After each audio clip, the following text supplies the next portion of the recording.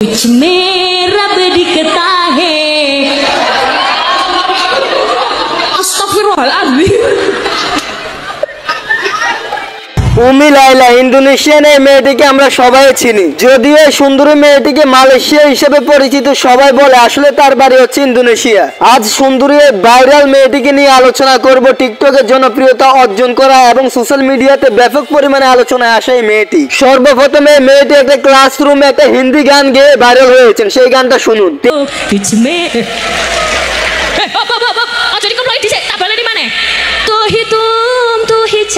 তিনি সেই গানে বুঝাতে চেয়েছেন এটা শিরক, আল্লাহর সাথে শিরক করা। সেই গান আমরা গাই, কিন্তু আমাদের শিরক হচ্ছে আমরা নিজে জানি না। আপনারা অনেকে জানতে চান সেই মেয়েটি কি করে। আসলে সেই মেয়েটি হচ্ছে শিক্ষিকা এবং তার পাশাপাশি ছেলে মেয়েদেরকে গান শিখায়।